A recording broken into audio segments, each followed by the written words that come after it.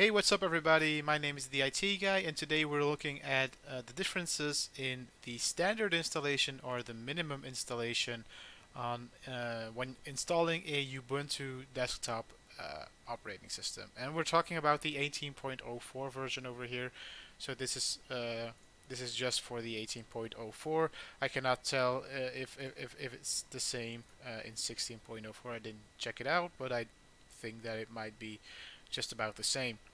So I opened up the resource monitor over here. So the system monitor is open, and as you can see, right out of the box. So I didn't do anything. The um, I just updated I just did the updates, the initial updates on the system, and that is the only thing I did, just to make sure that both systems are up to date, and that's the only thing I did. So these are just out of the box experiences. I created two virtual boxes over here, and one is, so they are both 4 gigs, and they both have 4 gigs in memory, and they both have 20 gigs in hard disk space.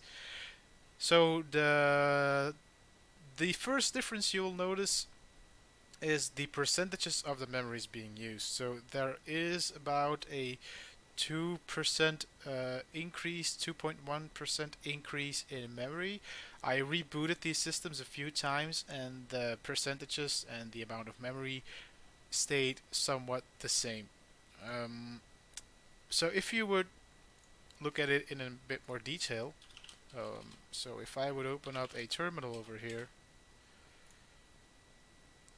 and the same over here,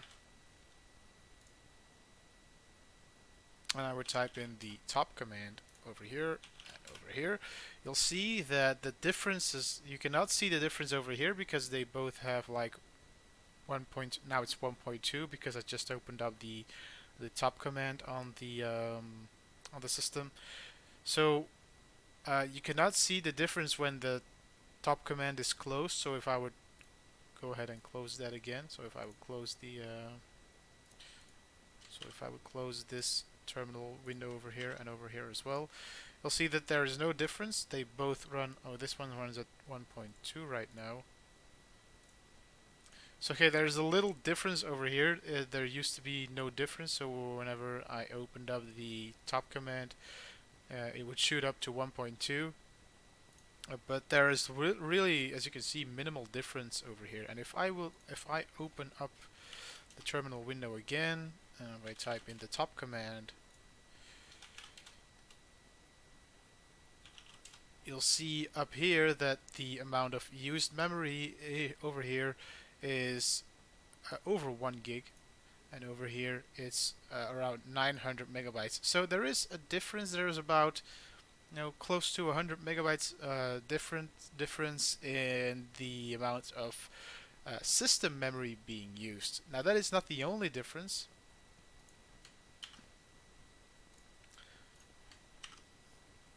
The next we're going to close the CPU resources. As you can see, they are, they're about the same. They fluctuate here and there, so we're not going to look too much into the CPU resources because they always fluctuate and they stay around the same. I've noticed that they stay around the same amount of usage. So it fluctuates between you know 10 to 30% idle, and it might peak up to 100 because I've only assigned like one CPU core to these machines. So we're not going to go into detail on the CPU because that fluctuates quite a lot. And the only difference in the in the minimum version of Ubuntu is actually that there are just a few things that are missing. If you can see over here, so like there's no LibreOffice. We don't have this Amazon logo over here. We don't have the help. We just have, oh, we do have a help, excuse me. I mean, the rhythm box, we don't have the rhythm box over here. So there are a lot of tools that are not included and they need to be downloaded through the Ubuntu Software Center. Just the same, like Thunderbird is not present on the minimal machine. And that also shows in the disk space. So if I would go over to the disk space analyzer over here, you'll see that this one has um, a little bit more. So this is the full install, and this one has about 3.2% disk space usage, more disk space usage, and this one has about 28% of the total amount of disk space, which is 21 gigabytes, and over here the same amount, 21 gigabytes. So as you can see, if we would go over to the software, you'll see that there is a lot more. If you go over to all, you'll see that there is a lot of stuff missing over here. So we don't have the card game, we don't have the Amazon link, we do have the calculator, we do not have the calendar, we don't have the picture, so the webcam application. Of course, we do have files. Firefox is also present, the input, language, and then of course the whole LibreOffice suite is not installed at all. LifePatch is installed on the minimum. We have a couple of games, Mahjong, Mines, and this one. We also have an RDP client already installed. We have Rhythmbox, and we have an app for pictures, a scanning app, the software updater.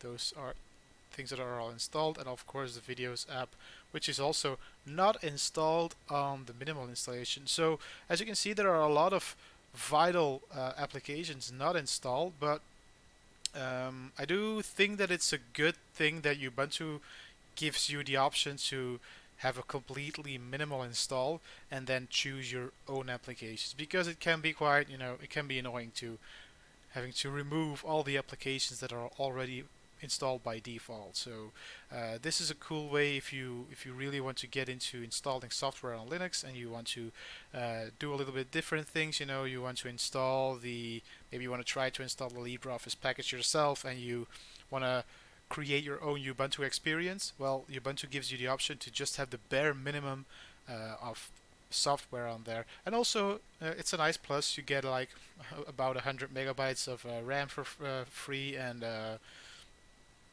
couple of megabytes of maybe even a gigabyte of disk space usage that's not being used. So, is there a plus for some people? Of course there is. People who really want to start using Linux as their main driver and really want to customize it from the ground up.